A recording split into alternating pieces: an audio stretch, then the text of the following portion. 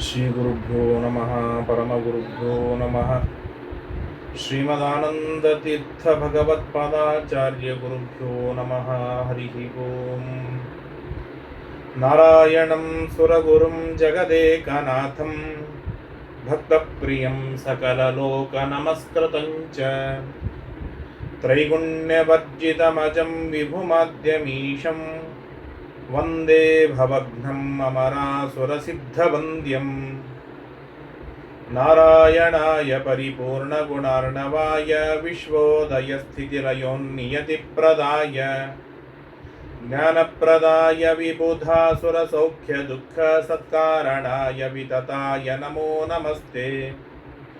ಸರ್ವಮಂಗಲಮಂಗಲ್ಯೆ ಶಿವೆ ಸರ್ವಾರ್ಥಸಾಧಿಕೆ ಶರಣ್ಯೇ ತ್ರ್ಯಂಬಕೆ ಗೌರಿ ನಾರಾಯಣಿ ನಮೋಸ್ತುತೆ.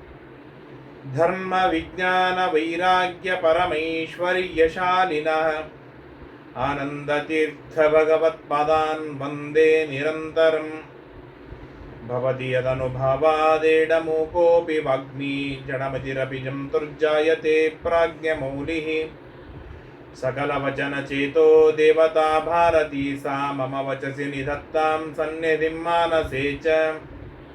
नमोऽस्तु तात्विका देवाः विष्णुभक्तिपरायणाः धर्ममार्गे प्रेरयन्तु भवन्तः सर्व एव हि. आनन्दतीर्थोपदिष्टो निधिर्नारायणः ह्वयः प्रदर्शितो येन सम्यक् जयतीर्थं तमाश्रये. नौमिन्याय सुधादिकृज्य मुनीन् श्रीपादरट्सन्मणीन् व्यासार्यान् विविधागमब्धिविहरान् श्रीवादिराजानपि वन्दे हंसवरान् रघुत्तमगुरून् वैदग्ध्यवरान् निधीन् श्रीसत्यव्रतराघवेन्द्रमुनिपान् सद्बोधसध्यानपान्. तव सङ्कीर्तनं वेदशास्त्रार्थज्ञानसिद्धये विद्यापीठविधातारं विद्यावारिधिचन्दिरम् विद्यार्थिवत्सलं वन्दे महामहिम सद्गुरुं पादमौलिपर्यन्तं. गुरूणामाकृतिं स्मरेत्येन विघ्नाः प्रणश्यन्ति सिद्ध्यन्ति च मनोरथाः. श्रीगुरुभ्यो नमः.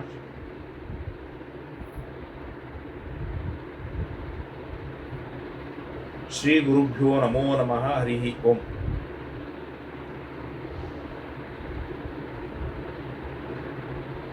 सर्वोत्तम ಗ್ರಂಥವಾದ ಗ್ರಂಥರಾಜನಾದ ಶ್ರೀಮನ್ ಮಹಾಭಾರತ ಮಹಾಗ್ರಂಥದ ವನಪರ್ವದ ಭಾಗದಲ್ಲಿ ತೀರ್ಥಯಾತ್ರೆಗಳನ್ನು ಯಾವ ಕ್ರಮದಲ್ಲಿ ಮಾಡಬೇಕು, ಹೇಗೆ ಮಾಡಬೇಕು, ಮಾಡುವ ತೀರ್ಥಯಾತ್ರೆಗಳಿಗೆ ಎಂಥ ಫಲವಿದೆ ಎನ್ನುವುದನ್ನು ತಿಳಿಸಿಕೊಡುವಂತಹ ಒಂದು ಶ್ರೇಷ್ಠವಾದ ಭಾಗವನ್ನು ನಾವು ಕೇಳ್ತಾ ಇದ್ದೇವೆ. ಇವತ್ತಿನ ದಿನ ಒಂದು ಅತ್ಯಂತ ಪ್ರಧಾನವಾದ ದಿನ ಅಂತಂದರೆ, ಯಾವ ಶ್ರೀಮನ್ ಮಹಾಭಾರತವನ್ನು ಪ್ರತಿನಿತ್ಯ ನಾವು ಕೇಳ್ತಾ ಇದ್ದೇವೆ ಅಂತಹ ಶ್ರೀಮನ್ ಮಹಾಭಾರತ ಗ್ರಂಥವನ್ನು ರಚನೆಯನ್ನು ಮಾಡಿಕೊಟ್ಟ ನಮ್ಮ ಇಷ್ಟದೈವನಾದ ಸರ್ವಸ್ವಾಮಿಯಾದ ಸರ್ವಜ್ಞನಾದ ಅನಂತ ಉಪಕಾರಕನಾದ ತತ್ವಜ್ಞಾನಪ್ರದನಾದ ಅಭಯಪ್ರದನಾದ ವೇದವ್ಯಾಸ ದೇವರ ಜಯಂತಿ ಇವತ್ತು. ನಾವು ಹೇಗೆ ನಮ್ಮ ಮಕ್ಕಳ ಜಯಂತಿಯನ್ನು, ಹುಟ್ಟಿದ ಹಬ್ಬವನ್ನು ಎಷ್ಟು ವೈಭವದಿಂದ ಆಚರಣೆಯನ್ನು ಮಾಡ್ತೇವೆ, ಮೋಕ್ಷಪ್ರದನಾಗಿರ್ತಕ್ಕಂತಹ ವೇದವ್ಯಾಸ ದೇವರ ಜಯಂತಿ ಕನಿಷ್ಠ ಪಕ್ಷ ಮಕ್ಕಳ ಹುಟ್ಟು ಹಬ್ಬಕ್ಕಿಂತಲೂ ಸ್ವಲ್ಪ ಹೆಚ್ಚಿನ ಮಟ್ಟದಲ್ಲಿ ಆದರೂ ನಾವು ಆಚರಣೆಯನ್ನು ಮಾಡಬೇಕು. ಇದು ಒಂದು ಕಡೆಗೆ. ಆದರೆ ಮತ್ತೊಂದು ಕಡೆಗೆ ವಿಘ್ನಗಳೇ ನಮ್ಮ ಸುತ್ತಮುತ್ತ ಇರುವಂತಹದ್ದು. ಊಟ ಮಾಡುವುದಕ್ಕೆ ಆಪತ್ತು, ಮಲಗುವುದಕ್ಕೆ ಆಪತ್ತು, ಏಳುವುದಕ್ಕೆ ಆಪತ್ತು, ಆಫೀಸಿಗೆ ಹೋಗುವುದಕ್ಕೆ ಆಪತ್ತು, ಸ್ಕೂಲಿಗೆ ಹೋಗುವುದಕ್ಕೆ ಆಪತ್ತು, ಗಳಿಸುವುದಕ್ಕೆ ಆಪತ್ತು, ಗಳಿಸಿದ ಮೇಲೆ ಭೋಗ ಮಾಡುವುದಕ್ಕೆ ಆಪತ್ತು, ಸಾಧನೆ ಮಾಡಲಿಕ್ಕೆ ಸಾಧ್ಯವಿಲ್ಲದಿರುವಷ್ಟು ಆಪತ್ತು. ಇಡೀ ಜೀವನದೊಳಗೆ ಸಂಧ್ಯಾವಂದನ, ಗಾಯತ್ರಿ ಜಪ ಮೊದಲಾದವುಗಳನ್ನು ಮಾಡಲಿಕ್ಕೆ ಮನಸ್ಸೇ ಬರದೇ ಇರುವಂತಹ ಆಪತ್ತು. ವಿವಾಹ, ಸತ್ಸಂತಾನ, ಸೌಭಾಗ್ಯ, ಸಮೃದ್ಧಿ, ಐಶ್ವರ್ಯ, ನಾನಾ ತರಹದ ಭೋಗಗಳು, ಇವುಗಳನ್ನು ಮಾಡುವುದಕ್ಕೂ ಕೂಡ ನಾನಾ ತರಹದ ಆಪತ್ತುಗಳು. ಒಂದು ಅರ್ಥದಲ್ಲಿ ಹೇಳಬೇಕಾದರೆ ಆಪತ್ತುಗಳ ಸುಳಿಗಳ ಮಧ್ಯದೊಳಗೆ ನಾವು ಸಿಲುಕಿಕೊಂಡಿದ್ದೇವೆ. ಆ ಎಲ್ಲ ಆಪತ್ತುಗಳನ್ನು, ವಿಘ್ನಗಳನ್ನು, ಅನಿಷ್ಟಗಳನ್ನು ಪರಿಹಾರವನ್ನು ಮಾಡುವಂತಹ ಹೆದ್ದೊರೆಯಾದ ನರಸಿಂಹದೇವರ ಜಯಂತಿಯೂ ಕೂಡ ಇವತ್ತು ಇದೆ. ಹಾಗಾಗಿ ನಮ್ಮ ಜೀವನದ ನರಸಿಂಹಾದಿಕ ಮನ್ಯಚ್ಚ ದುರಿತಾದಿ ನಿವೃತ್ತಯೇ, ಸಾಧನೆಗೆ ಬೇಕಾದ ಏನೆಲ್ಲ ತರಹದ ದುರಿತಗಳು ಇವೆ, ಆ ಎಲ್ಲ ದುರಿತಗಳನ್ನು, ಪಾಪಗಳನ್ನು, ಅನಿಷ್ಟಗಳನ್ನು, ಆಲಸ್ಯವನ್ನು ಎಲ್ಲವನ್ನು ಕತ್ತರಿಸಿ ಹಾಕುವವರು ನರಸಿಂಹದೇವರು. ಅಪರೋಕ್ಷ ಜ್ಞಾನ, ಮೋಕ್ಷಕ್ಕೆ ಬೇಕಾಗಿರ್ತಕ್ಕಂಥ ಏನೆಲ್ಲ ಅತ್ಯದ್ಭುತವಾದ ಜ್ಞಾನವಿದೆ, ಜ್ಞಾನವನ್ನು ಕೊಡುವವರು ವೇದವ್ಯಾಸ ದೇವರು. ಹಾಗಾಗಿ ಆ ವೇದವ್ಯಾಸ ದೇವರ ಮತ್ತು ನರಸಿಂಹದೇವರ ಜಯಂತಿ ಇವತ್ತು ಇರೋಣದ್ರಿಂದಾಗಿ ವಿಶೇಷ ರೀತಿಯಿಂದ ಆರಾಧನೆಯನ್ನು ಮಾಡಬೇಕು, ಚೆನ್ನಾಗಿ ಉತ್ಸವವನ್ನು ಮಾಡಬೇಕು. ಅತ್ಯಂತ ವೈಭವದಿಂದ ವೇದವ್ಯಾಸ ದೇವರ, ನರಸಿಂಹದೇವರ ಮಂತ್ರಗಳ ಜಪ, ಹಾಡು, ಭಜನೆ, ಪ್ರದಕ್ಷಿಣೆ, ಪಾರಾಯಣ, ಉಪವಾಸ, ವನವಾಸ, ವ್ರತ, ನಿಯಮಗಳು ಏನೆಲ್ಲ ಮಾಡಲಿಕ್ಕೆ ಸಾಧ್ಯವಿದೆ ಎಲ್ಲವನ್ನೂ ಆಚರಣೆಯನ್ನು ಮಾಡಿ ನರಸಿಂಹದೇವರ, ವೇದವ್ಯಾಸ ದೇವರ ದಿವ್ಯವಾದ ಉತ್ಸವವನ್ನು ನಾವು ಮಾಡಬೇಕು. ಅಂತಹ ಶ್ರೇಷ್ಠವಾದ ದಿನ. ಆ ಈರ್ವರಿಗೆ ಮಹಾಭಾರತ ನಿರ್ವಿಘ್ನವಾಗಿ ನಡೆಯಲಿ. ಸಂಧ್ಯಾವಂದನ, ಗಾಯತ್ರಿ ಜಪ, ನಮ್ಮ ಪಾಠ ಪ್ರವಚನಗಳು, ನಮ್ಮ ಏಕಾದಶಿ ಮೊದಲಾದ ವ್ರತ ಅನುಷ್ಠಾನಗಳು ನಿರ್ವಿಘ್ನವಾಗಿ ನಡೆಯಲಿ. ಅಖಂಡವಾಗಿ ತತ್ವಜ್ಞಾನದ ಸುರಿಮಳೆ, ನನ್ನ 100ನೆಯ ತಲೆಮಾರಿನವರೆಗೂ ಕೂಡ ಅಖಂಡವಾಗಿ ತತ್ವಜ್ಞಾನದ ಸುರಿಮಳೆ ಆಗಬೇಕು. ಅದಕ್ಕಾಗಿ ವೇದವ್ಯಾಸ ದೇವರು ತತ್ವಜ್ಞಾನಕ್ಕೆ ಬರುವ ವಿಘ್ನಗಳು ಪರಿಹಾರವಾಗುವುದಕ್ಕಾಗಿ ದೈನಂದಿನ ಸಾಧನೆಗಳು ನಿರಂತರವಾಗಿ ಮೋಕ್ಷ ಪರ್ಯಂತ ಸಾಧನೆಗಳು ನಿರ್ವಿಘ್ನವಾಗಿ ಆಗುವುದಕ್ಕೆ ನರಸಿಂಹದೇವ ಇವರಿಬ್ಬರನ್ನು ಚೆನ್ನಾಗಿ ಆರಾಧನೆಯನ್ನು ಮಾಡ್ತಾ ಮಹಾಭಾರತಾದಿ ಜ್ಞಾನಗಳ ಸುರಿಮಳೆ ನಮ್ಮ ಕುಟುಂಬದ ಮೇಲೆ, ನಮ್ಮೆಲ್ಲರ ಕುಟುಂಬದ ಮೇಲೆ ನಿರಂತರವಾಗಿ ಸುರಿಯಲಿ ಎಂಬುದಾಗಿ ಪ್ರಾರ್ಥನೆಯನ್ನು ಮಾಡ್ತಾ ಇವತ್ತಿನ ದಿನ ಕಂಚಿ ವರದರಾಜನ ಬ್ರಹ್ಮೋತ್ಸವದ ಸನ್ನಿಧಾನದೊಳಗೆ ಶ್ರೀಮನ್ ಮಹಾಭಾರತವನ್ನು ಸ್ವಲ್ಪ ಹೇಳುವ ಸೌಭಾಗ್ಯ ಬಂದದ್ದಕ್ಕಾಗಿ ಈ ಕಂಚಿ ಕ್ಷೇತ್ರದ ದೈವ ನರಸಿಂಹದೇವರು, ಅತಿಥಿ ಭಗವಂತ, ಅತಿಥಿ ರೂಪಿಯಾದ ಭಗವಂತ ವರದರಾಜ. ಹಾಗಾಗಿ ಆ ನರಸಿಂಹದೇವರ ದಿವ್ಯವಾದ ಸನ್ನಿಧಾನದೊಳಗೆ ಮಹಾಭಾರತ ಹೇಳ್ತಾ ಇದ್ದೇವೆ, ವೇದವ್ಯಾಸ ದೇವರ ಆರಾಧನೆ ಆಗ್ತಾ ಇದೆ, ನರಸಿಂಹದೇವರ ಸನ್ನಿಧಾನದಲ್ಲಿ ಇದ್ದೇವೆ, ನರಸಿಂಹದೇವರ ಆರಾಧನೆ ಆಗ್ತಾ ಇದೆ. ಈ ಎರಡೂ ವೈಭವಗಳನ್ನು ಒದಗಿಸಿಕೊಟ್ಟ ಆ ವರದರಾಜನಿಗೆ ಅನಂತ ಪ್ರಣಾಮಗಳನ್ನು ಸಲ್ಲಿಸ್ತಾ ಇವತ್ತಿನ ದಿನದ ಶ್ರೀಮನ್ ಮಹಾಭಾರತ ಉಪನ್ಯಾಸವನ್ನು ಕೇಳಿ ಪ್ರಾರಂಭವನ್ನು ಮಾಡೋಣ. ಧರ್ಮರಾಜ ನಾರದರಿಗೆ ಪ್ರಶ್ನೆಯನ್ನು ಮಾಡಿದ, ತೀರ್ಥಯಾತ್ರೆಗಳ ವೈಭವವೇನು, ಫಲವೇನು, ತೀರ್ಥಯಾತ್ರೆಗಳನ್ನು ಮಾಡುವುದರಿಂದ ಏನೆಲ್ಲ ಫಲವಿದೆ, ಎಂತೆಂಥ ಫಲವಿದೆ ತಿಳಿಸಿಕೊಡಬೇಕು ಎಂದು ಪ್ರಾರ್ಥನೆಯನ್ನು ಮಾಡಿದಾಗ ನಾರದರು ಹೇಳ್ತಾರೆ, ಪುಲಸ್ತ್ಯ ಋಷಿಗಳಿಗೆ ಇದೇ ಪ್ರಶ್ನೆಯನ್ನು ನಿಮ್ಮ ಪಿತಾಮಹ ಭೀಷ್ಮಾಚಾರ್ಯರು ಮಾಡಿದ್ದರು. ಆ ಭೀಷ್ಮಾಚಾರ್ಯರಿಗೆ ಪುಲಸ್ತ್ಯರು ಏನು ಉತ್ತರವನ್ನು ಕೊಟ್ಟಿದ್ದಾರಲ್ಲ ಅದೇ ಉತ್ತರವನ್ನೇ ನಾನು ನಿನಗೆ ಕೊಡ್ತೇನೆ. ಹೆಚ್ಚಿನ ಯಾವ ವಿಷಯಗಳನ್ನು ಹೇಳಲಿಕ್ಕೆ ಹೋಗುವುದಿಲ್ಲ. ಮೊಟ್ಟ ಮೊದಲಿಗೆ ನಮ್ಮ ಭಾರತ ಕ್ಷೇತ್ರ ಇಂಥದ್ದಿದೆ ಅಂತಂದರೆ ಪ್ರತಿ ಊರು, ಪ್ರತಿ ಹೆಜ್ಜೆ, ಪ್ರತಿ ಕ್ಷೇತ್ರ, ಪ್ರತಿ ಸ್ಥಾನ ಎಲ್ಲವೂ ಕೂಡ ತೀರ್ಥವಾಗಿದೆ, ಕ್ಷೇತ್ರವಾಗಿದೆ. ಕೆಲವೊಮ್ಮೆ ಟೆನ್ಷನ್ ಆಗತ್ತೆ, ಗೊಂದಲವಾಗತ್ತೆ. ಯಾವ ಊರಿನಿಂದ, ಯಾವ ರಾಜ್ಯದಿಂದ, ಯಾವ ದೇಶದಿಂದ ತೀರ್ಥಯಾತ್ರೆಯನ್ನು ಪ್ರಾರಂಭವನ್ನು ಮಾಡಿ ಎಲ್ಲಿ ಕೊನೆಗಾಣಿಸಬೇಕು ಅನ್ನೋದು ಗೊತ್ತಾಗುವುದಿಲ್ಲ. ಆ ಗೊಂದಲದೊಳಗೆ ಎಲ್ಲಿಂದೋ ಒಂದು ಕಡೆಯಿಂದ ಪ್ರಾರಂಭವನ್ನು ಮಾಡಬೇಕು. ಆ ಪ್ರಾರಂಭ ಮಾಡುವ ತರೀಕೆಯನ್ನು, ಕ್ರಮವನ್ನು ಶ್ರೀಮನ್ ಮಹಾಭಾರತ ನಮಗೆ ಅತ್ಯಂತ ಸೊಗಸಾಗಿ, ಅತ್ಯಂತ ವೈಭವದಿಂದ ತಿಳಿಸಿಕೊಡ್ತದೆ. ತೀರ್ಥಯಾತ್ರೆಗೆ ಹೋಗ್ತಾ ಇರುವಾಗ ಏನು ಮಾಡಬೇಕು ಅಂತಂದ್ರೆ, ಮೊಟ್ಟ ಮೊದಲನೇದು ಅನುಪೋಷ್ಯ ತ್ರಿರಾತ್ರಾಣಿ ತೀರ್ಥಾನ್ಯನಭಿಗಮ್ಯ ಚ. ಮೊಟ್ಟ ಮೊದಲಿಗೆ ತೀರ್ಥಯಾತ್ರೆಯನ್ನು ಮಾಡುವಾಗ ಉಪವಾಸವನ್ನು ಮಾಡಬೇಕು, ಚೆನ್ನಾಗಿ ಉಪವಾಸವನ್ನು ಮಾಡಬೇಕು. ಕನಿಷ್ಠ 3 ದಿನಗಳ ಉಪವಾಸವನ್ನು ಮಾಡಿ ಮನಸ್ಸು ಶುದ್ಧಿಯನ್ನು ಮಾಡಿಕೊಂಡೇ ತೀರ್ಥಯಾತ್ರೆಗೆ ಹೊರಡುವಂತಹದ್ದು. ತಿಂದು ಉಂಡು ತೇಗಿ ತೀರ್ಥಯಾತ್ರೆಯನ್ನು ಮಾಡುವಂತಹದ್ದಲ್ಲ. ಅನುಪೋಷ್ಯ ತ್ರಿರಾತ್ರಾಣಿ. ಆಮೇಲೆ ಇನ್ನೊಂದೇನು ಅಂತಂದ್ರೆ, ಯಾವ ತೀರ್ಥಯಾತ್ರೆಗಳಲ್ಲೂ ಕೂಡ 3 ದಿನಕ್ಕೆ ಕಡಿಮೆಯಾಗಿ ಇರುವ ವಿಚಾರವನ್ನು ಮಾಡುವಂತಹದ್ದಲ್ಲ. ಮಿನಿಮಮ್ 3 ದಿನ, ಮ್ಯಾಕ್ಸಿಮಮ್ ಎಷ್ಟು ದಿನವಾದರೂ ನಾವಿರ್ಬೋದು. ಹೀಗೆ ಬೆಳಿಗ್ಗೆ ಬಂದೆವು, ರಾತ್ರಿ ನಾವು ತೀರ್ಥಯಾತ್ರೆ ಮುಗಿಸ್ಕೊಂಡು ಹೋಗ್ತೇವೆ ಅಂತಂದ್ರೆ ಅದು ನಡೆಯುವುದಿಲ್ಲ. 3 ದಿನ.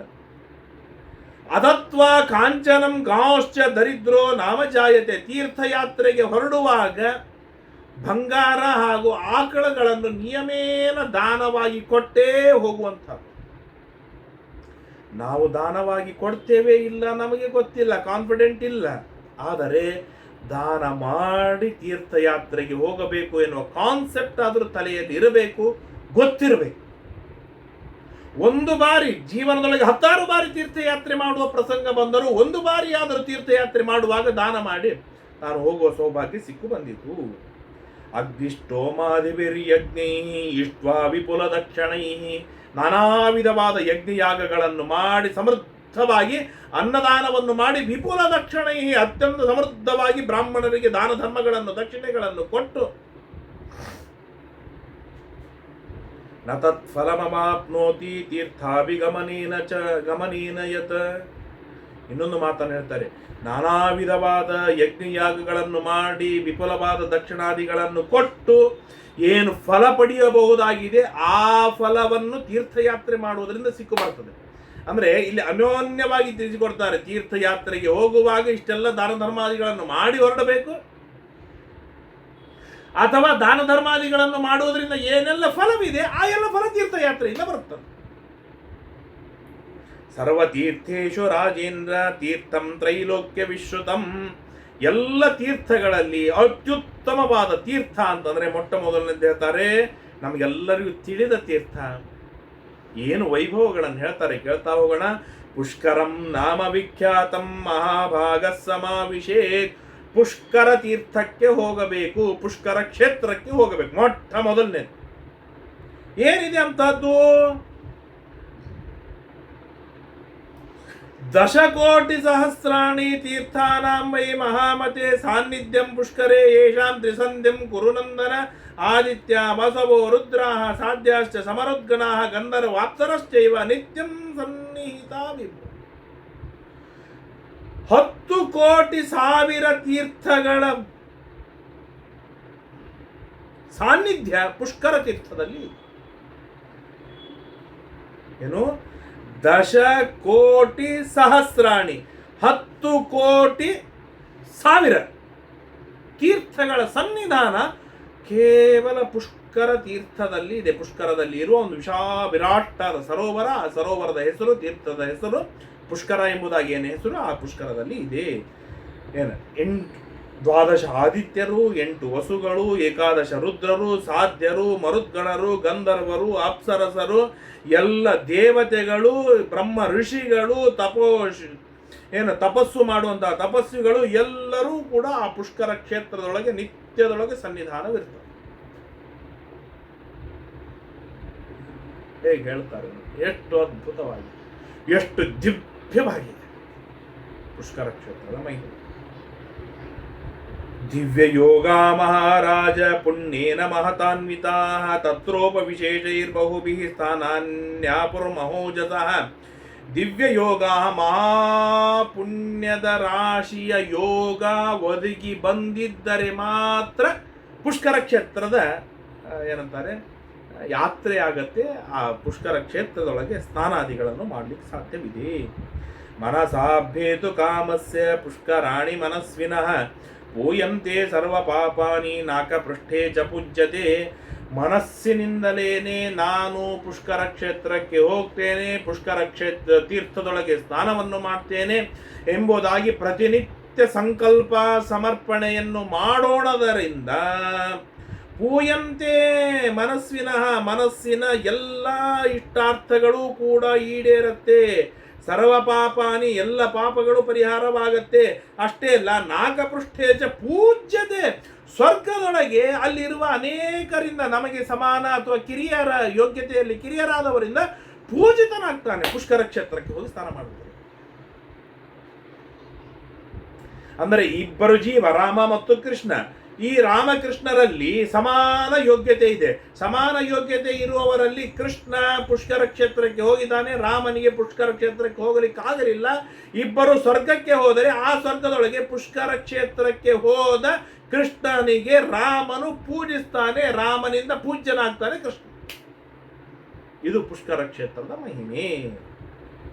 ತಸ್ಮಿನ್ ತೀರ್ಥೇ ಮಹಾಭಾಗೋ ನಿತ್ಯಮೇವ ಪಿತಾಮಹ ಉವಾಸ ಪರಮ ಪ್ರೀತೋ ದೇವದಾನವ ಸತ್ತಮಃ. ಜೀವೋತ್ತಮರಾಗಿರ್ತಕ್ಕಂತಹ ಬ್ರಹ್ಮದೇವರು, ಪಿತಾಮಹರಾದ ಬ್ರಹ್ಮದೇವರು ಆ ಪುಷ್ಕರ ತೀರ್ಥದೊಳಗೆ ನಿತ್ಯದೊಳಗೂ ವಾಸ ಮಾಡಿದ್ದಾರೆ, ಮೂರ್ತಿ ಮತ್ತಾಗಿ ವಾಸ ಮಾಡಿದ್ದಾರೆ. ಭೂಮಂಡಲದೊಳಗೆ ಭೂಮಿಯ ಮೇಲೆ ಬ್ರಹ್ಮದೇವರ ಕ್ಷೇತ್ರವಿರುವುದು 2 ಕ್ಷೇತ್ರ, ಒಂದು ಪುಷ್ಕರ ಕ್ಷೇತ್ರ, ಇನ್ನೊಂದು ಬದರಿ. ಈ 2 ಕಡೆಗೆ ಬಿಟ್ಟರೆ ಬ್ರಹ್ಮದೇವರ ಮೂರ್ತಿಗಳಿಲ್ಲ, ಮೂರ್ತಿಮತ್ ಪೂಜೆಯಂತರೂ ಇಲ್ಲವೇ ಇಲ್ಲ ಬ್ರಹ್ಮದೇವ. ಅಷ್ಟ ಆ 2 ಕ್ಷೇತ್ರಗಳಲ್ಲಿ ಒಂದು ಉತ್ತಮವಾದ ಕ್ಷೇತ್ರ ಅದು ಪುಷ್ಕರ ಕ್ಷೇತ್ರ. ಪುಷ್ಕರೇಶು ಮಹಾಭಾಗ ದೇವಾ ಸಾರ್ಷಿ ಗಣಾಪುರ ಸಿದ್ಧಿಂ ಸಮಭಿ ಸಂಪ್ರಾಪ್ತ ಪುಣ್ಯೇನ ಮಹತಾನ್ವಿತಾ.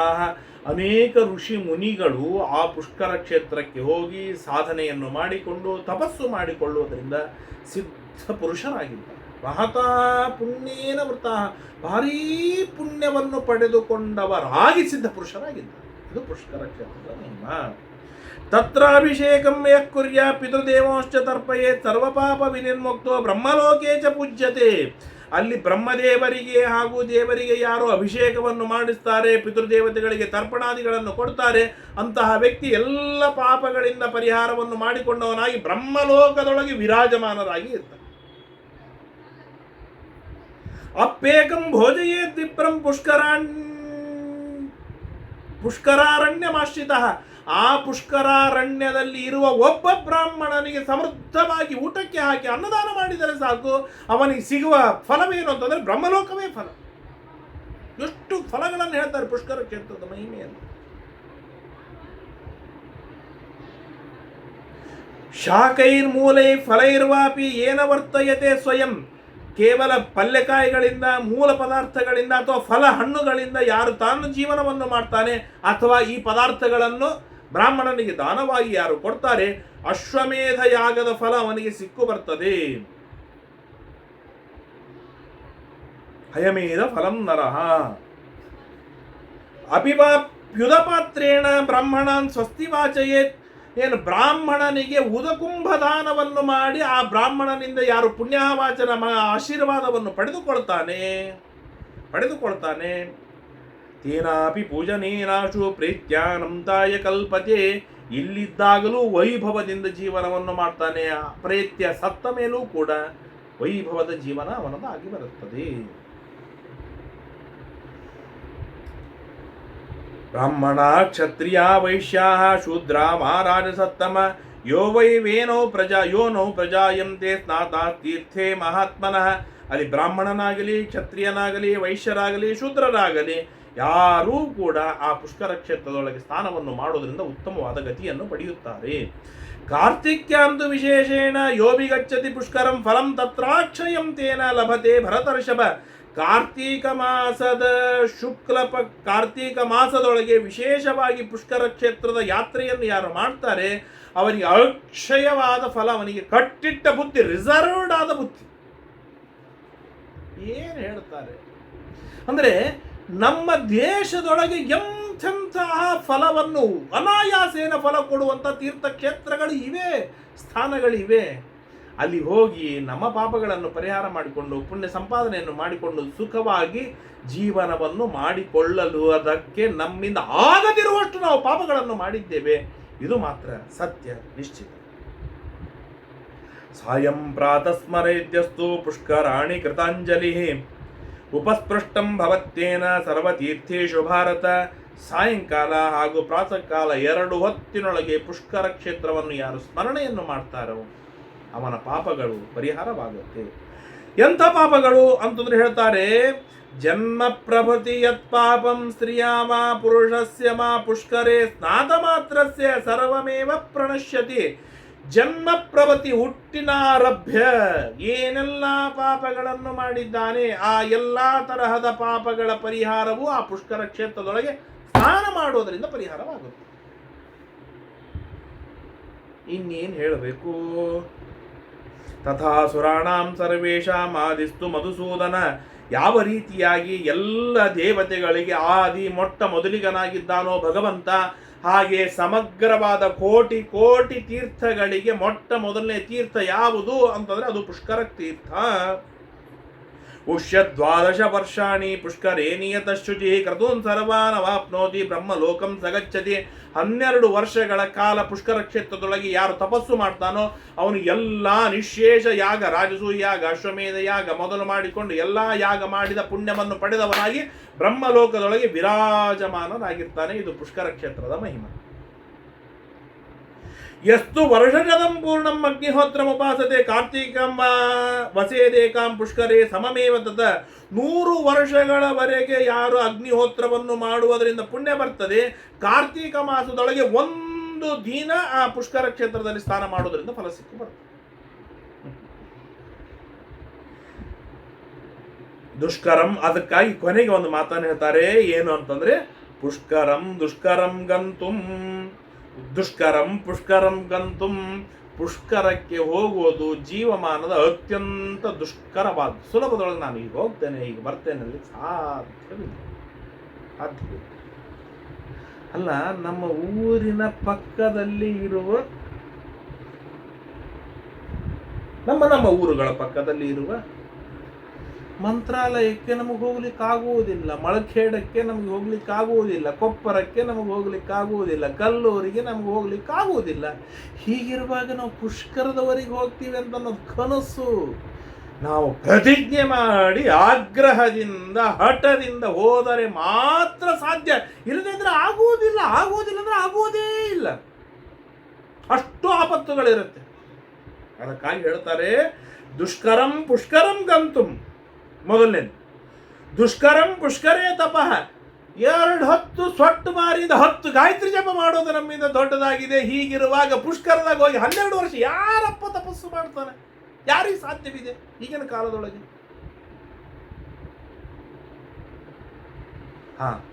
ಒಂದು ಮಾತು ಹೇಳಬಹುದು, ನನಗೆ ಒಂದು ಆಪ್ಷನ್ ಏನಿದೆ ಅಂತಂದ್ರೆ, ನಮ್ಮಪ್ಪ 1 ವರ್ಷ ಪುಷ್ಕರದಲ್ಲಿ ಇದ್ದು ತಪಸ್ಸು ಮಾಡಿ ಬಂದಿದ್ದಾರೆ ಅಂತ ಹೆಮ್ಮೆಯಿಂದ ಹೇಳಿಕೊಳ್ಳಬಹುದು. ಬರ್ತು ಅದು ಬಿಟ್ಟು ಇನ್ನೇನು ಸಾಧ್ಯ? ನಮ್ಮ ಹಿರಿಯರು, ನಮ್ಮ ಅಜ್ಜ, ನಮ್ಮ ಮುತ್ತಜ್ಜ, ನಮ್ಮ ಕುಲದಲ್ಲಿ ಯಾರೋ ಒಬ್ರು ಅಲ್ಲಿ ಹೋಗಿದ್ರು, ಇದ್ರು, ಸಾಧನೆ ಮಾಡಿಕೊಂಡು ಬಂದಿದ್ರು ಅಂತೇಳಿ ಆ ಹಿರಿಯರನ್ನು ಸ್ಮರಣೆ ಮಾಡಬಹುದೇ ಹೊರತು ನಾವು ಏನು ಹೋಗಿ 12 ವರ್ಷಗಳ ಕಾಲ ತಪಸ್ಸು ಮಾಡಿ ಬರ್ತೇವೆ? 12 ವರ್ಷಗಳ ಕಾಲ ನಿಯಮೇನ ಪ್ರತಿನಿತ್ಯ 10 ಗಾಯತ್ರಿ ಜಪ ಮಾಡ್ಲಿಕ್ಕೆ ಆಗದಿರುವ ನಾವು ಏನು ಹೋಗ್ತೇವೆ ಅಲ್ಲಿ? ಸಾಧ್ಯವೇ ಇಲ್ಲ. ಅದಕ್ಕಾಗಿ ಮಹಾಭಾರತ ನಮ್ಮಂಥವರನ್ನು ನೋಡೇನೆ ಈ ಶ್ಲೋಕವನ್ನು ಹೇಳಿದ್ದು. ದುಷ್ಕರಂ ಪುಷ್ಕರೇ ತಪಃ, ದುಷ್ಕರಂ ಪುಷ್ಕರೇ ದಾನಂ. ಇನ್ನು ಪುಷ್ಕರದೊಳಗೆ ಅತ್ಯಂತ ದುಷ್ಕರವಾದ್ದು ಮತ್ತೊಂದು ಏನು ಅಂತಂದ್ರೆ ದಾನ ಮಾಡು. ತಪ್ಪಿ ಏನಾದರೂ ನಾವು 1 ದಿನ 2 ದಿನ ಇರ್ಲಿಕ್ಕೆ ಹೋಗಿವಿ, 3 ದಿನ ಇರ್ಲಿಕ್ಕೆ ಹೋಗಿವಿ ಅಂತ ಇಟ್ಟುಕೊಂಡು ಹೊರಟ್ರೆ ಹೋಗ್ಲಿಕ್ಕೆ ಬರುವುದಕ್ಕೆ ನಮಗೆ ಫ್ಲೈಟಿಗೆ ಹೋಗ್ಲಿಕ್ಕೆ ಒಂದು 20,000 ಖರ್ಚದ ಆಗಿಬಿಟ್ಟಿರ್ತದೆ. ಆದ್ದರಿಂದ ಅಲ್ಲಿ ಹೋಗಿ ಒಂದು 10 ರೂಪಾಯಿ ದಾನ ಮಾಡಿ ಬರೋದು ಕಷ್ಟವಾಗಿ ಬಿಡುತ್ತೆ. ಎಷ್ಟು ಜನ ಪುಷ್ಕರಕ್ಕೆ ಹೋಗಿರ್ತಾರೆ, ಅಲ್ಲಿ ಬ್ರಾಹ್ಮಣರು ಸಿಕ್ಕಿರೋದಿಲ್ಲ, ಯೋಗ್ಯರು ಸಿಕ್ಕಿರೋದಿಲ್ಲ, ಸಿಕ್ಕರು ದಾನ ಮಾಡ್ಲಿಕ್ಕೆ ಆಗುವುದಿಲ್ಲ. ಅವ್ರು ಏನಾದರೂ ದುಡ್ಡು ಇಷ್ಟಿಷ್ಟು ಅಂತ ಹೇಳಿದ್ರೆ ಎಷ್ಟು ದುಡ್ಡು ಕೇಳ್ತಾರೋ ಮಾರಾಯ ಅಂತ ಅನಿಸಿಬಿಡ್ತದೆ. ಒಟ್ಟಾರೆ ದಾನ ಮಾಡ್ಲಿಕ್ಕೆ ಆಗುವುದಿಲ್ಲ.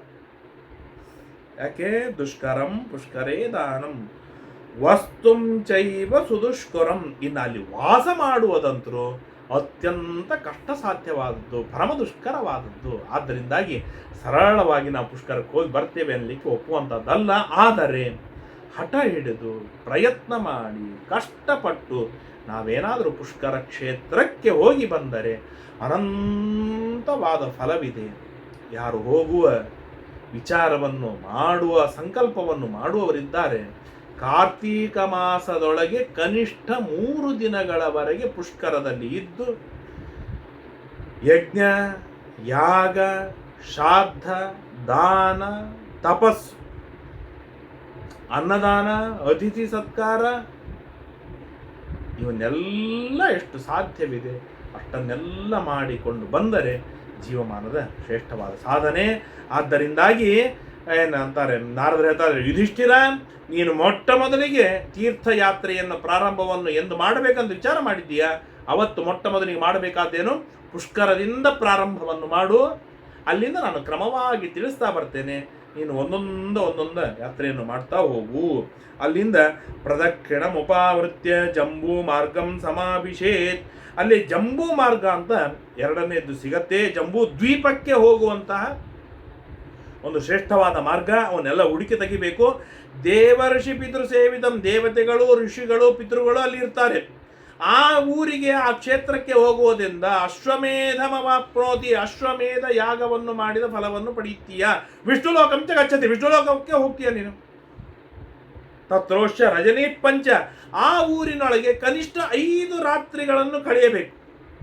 ಷಷ್ಠಕ ಲಕ್ಷ್ಮೀ ನರಹ, ಷಷ್ಠಕ ಲಕ್ಷ್ಮೀ ನರಹ, 6ನೇ ದಿನ ಏನಂತಾರೆ, ಎಲ್ಲ ಕಾರ್ಯಗಳನ್ನು ಮುಗಿಸ್ಕೊಂಡು ಅಲ್ಲಿಂದ ಹೊರಡಬೇಕು. ನ ದುರ್ಗತಿಂ ಅವಾಪ್ನೋತಿ ಸಿದ್ಧಿಂ ಪ್ರಾಪ್ನೋತಿ ಚೋತ್ತಮ. ಆ ಜಂಬೂ ಮಾರ್ಗಕ್ಕೆ ಯಾರು ಹೋಗ್ತಾರೆ ಅವನಿಗೆ ದುರ್ಗತಿಯೇ ಆಗುವುದಿಲ್ಲ. ಅಷ್ಟೇ ಅಲ್ಲದೇನೆ ಉತ್ತಮವಾದ ಲೋಕವನ್ನು ಕೂಡ ಪಡೆಯುತ್ತಾನೆ. ತತ್ರ ಗತ್ವಾ ಮಹಾಪ್ರಾಜ್ಞ ಕುರ್ಯಾತ್ ಶ್ರಾದ್ದಂ ದೃಢವ್ರತಃ ವಾಜಪೇಯಮವಾಪ್ನೋತಿ ದುಷ್ಕೃತಂ ಸ್ವಸ್ಯ ನಶ್ಯತಿ. ಆ ಜಂಬೂ ಮಾರ್ಗದೊಳಗೆ ಯಾರು ಶ್ರಾದ್ದವನ್ನು ಮಾಡ್ತಾನೋ ಅವನು ವಾಜಪೇಯ ಯಾಗವನ್ನು ಮಾಡಿದ ಫಲವನ್ನು ಪಡೆಯುತ್ತಾನೆ. ಅಷ್ಟೇ ಅಲ್ಲದೇನೆ ದುಷ್ಕೃತಂ ಚಾಸ್ಯ ನಶ್ಯತಿ, ಅವನು ಮಾಡಿದ ದುಷ್ಕರ್ಮಗಳಿಂದ ಬಂದ ಏನೆಲ್ಲ ಪಾಪಗಳಿವೆ ಎಲ್ಲ ಪಾಪಗಳು ಪರಿಹಾರವಾಗಿವೆ. ಇದು ಜಂಬೂ ಮಾರ್ಗದ ಮಹಿಮಾ. ಜಂಬೂ ಮಾರ್ಗಾದಪಾವೃತ್ಯ ಗಚ್ಚೆ ಸ್ಥಂಡಿಲಿಕಾಶ್ರಮಂ. ಅಲ್ಲಿಂದ ಸ್ಥಂಡಿಲಿಕ ಎನ್ನುವಂಥ ಆಶ್ರಮಕ್ಕೆ ಹೋಗಬೇಕು. ಆ ಆಶ್ರಮಕ್ಕೆ ಹೋಗೋದ್ರಿಂದ ತನ್ನ ಪಾಪಗಳನ್ನು ಪರಿಹಾರ ಮಾಡಿಕೊಳ್ಳೋದಲ್ಲದೇನೆ ಬ್ರಹ್ಮಲೋಕಕ್ಕೆ ಹೋಗ್ತಾನೆ.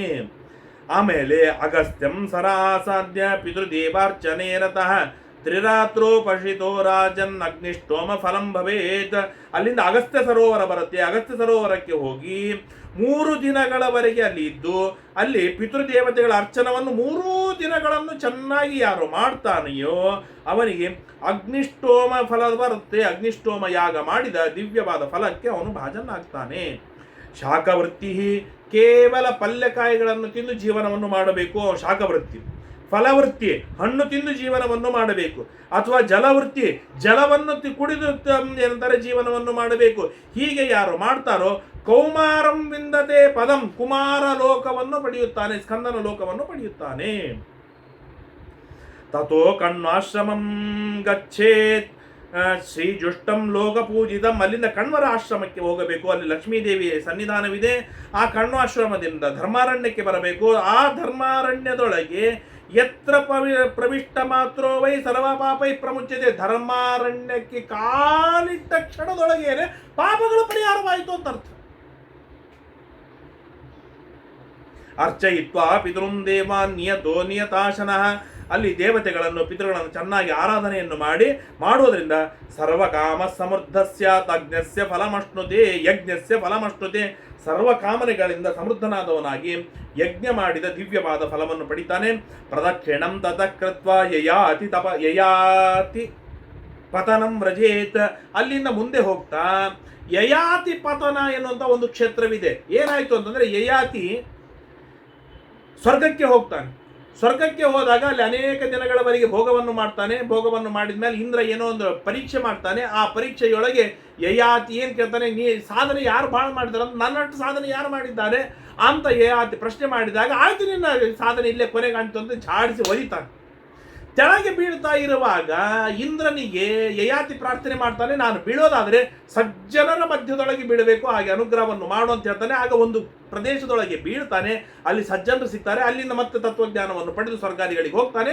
ಆ ಕ್ಷೇತ್ರಕ್ಕೆ ಯಯಾತಿ ಪತನ, ಯಯಾತಿ ಬಿದ್ದ ಕ್ಷೇತ್ರ ಎಂಬುದಾಗಿ ಪ್ರಸಿದ್ಧವಾಗಿದೆ. ಅಲ್ಲಿಗೆ ಹೋಗಬೇಕು. ಅಲ್ಲಿ ಹೋಗೋದ್ರಿಂದ ಅಶ್ವಮೇಧಸ್ಯ ಯಜ್ಞಸ್ಯ ಫಲಂ ಪ್ರಾಪ್ನೋತಿ ತತ್ರ ವೈ. ಅಶ್ವಮೇಧ ಯಾಗವನ್ನು ಮಾಡುವುದರಿಂದ ಏನು ಫಲವಿದೆ ಆ ಫಲವನ್ನು ಪಡೆಯುತ್ತಾನೆ. ಅಲ್ಲಿಂದ ಮುಂದೆ ಕೋಟಿ ತೀರ್ಥ ಮುಪಸ್ಪೃಶ್ಯ, ಕೋಟಿ ತೀರ್ಥ ಎಂಬುದಾಗಿ ಪ್ರಸಿದ್ಧವಾಗಿದೆ. ಆ ಕೋಟಿ ತೀರ್ಥಕ್ಕೆ ಹೋಗಬೇಕು. ಅಲ್ಲಿಂದ ಸ್ಥಾಣುತೀರ್ಥ, ಭದ್ರವಟ ಎನ್ನುವಂತಹ ಅತ್ಯುತ್ತಮವಾದ ಕ್ಷೇತ್ರ, ಅಲ್ಲಿಂದ ನರ್ಮದಾ ನದಿಗೆ ಬರಬೇಕು ಎಂಬುದಾಗಿ ತಿಳಿಸ್ತಾರೆ. ಈ ರೀತಿಯಾಗಿ ತೀರ್ಥಕ್ಷೇತ್ರಗಳ ಮಹಿಮೆಯನ್ನು ಏನಂತಾರೆ, ಆ ತೀರ್ಥಕ್ಷೇತ್ರಗಳ ಮಹಿಮೆ ಇದೆ.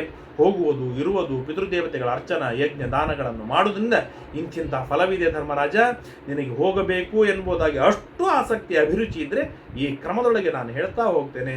ನೀನು ತೀರ್ಥಯಾತ್ರೆಯನ್ನು ಮಾಡು, ಪರಿಪೂರ್ಣವಾದ ಫಲವನ್ನು ಪಡೆ ಎಂಬುದಾಗಿ ನಾರದರು ತಿಳಿಸಿಕೊಡ್ತಾ ಇದ್ದಾರೆ. ಇನ್ನು ಮುಂದೆ ಅನೇಕ ಕನಿಷ್ಠ 600-700 ತೀರ್ಥಯಾತ್ರೆಗಳ ಸ್ಥಳಗಳನ್ನು ನಮಗೆ ತಿಳಿಸಿಕೊಡ್ತಾ ಹೋಗ್ತಾರೆ. ಇವತ್ತೇ 10-15 ತೀರ್ಥಯಾತ್ರೆಗಳ ಫಲವಾಯಿತು. ಅದನ್ನು ನಾವು ಕೇಳ್ತಾ ಹೋಗೋಣ. ಎಷ್ಟೆಲ್ಲ ಸಾಧ್ಯವಿದೆ ಅಷ್ಟು ಯಾತ್ರೆ ಮಾಡಲಿಕ್ಕಂತೂ ಆಗುವುದಿಲ್ಲ, ಕನಿಷ್ಠ ಕೇಳಿ ಇಟ್ಟುಕೊಳ್ಳೋಣ. ಜನ್ಮಾಂತರದೊಳಗಾದರೂ ದೇವರು ನಮ್ಮಿಂದ ಯಾತ್ರೆಯನ್ನು ಮಾಡಿಸಲಿ ಎಂಬುದಾಗಿ ಪ್ರಾರ್ಥನೆಯನ್ನು ಮಾಡ್ತಾ, ಇಲ್ಲೇ ಕಂಚಿ ಸನ್ನಿಧಾನದಲ್ಲಿರುವ ವರದರಾಜನ ಅನುಗ್ರಹ ನಿರಂತರವಾಗಿರಲಿ, ವರಪ್ರದನಾಗಿ ನಮ್ಮ ಬೆನ್ನ ಮೇಲೆ ಇರಲಿ ಎಂಬುದಾಗಿ ಆ ವರದರಾಜನಲ್ಲಿ ಪ್ರಾರ್ಥನೆಯನ್ನು ಮಾಡ್ತಾ ಈ ಅಲ್ಪ ಪುಣ್ಯವನ್ನು ವರದರಾಜನಿಗೆ ಸಮರ್ಪಣೆ, ಭಾರತೀಯ ರಮಣ ಮುಖ್ಯ ಪ್ರಾಣ ಅಂತರ್ಗತ ವರದರಾಜನಿಗೆ ಸಮರ್ಪಣೆಯನ್ನು ಮಾಡೋಣ. ಶ್ರೀಕೃಷ್ಣಾರ್ಪಣಮಸ್ತು. ಎಸ್ ಸರ್ವಗುಣ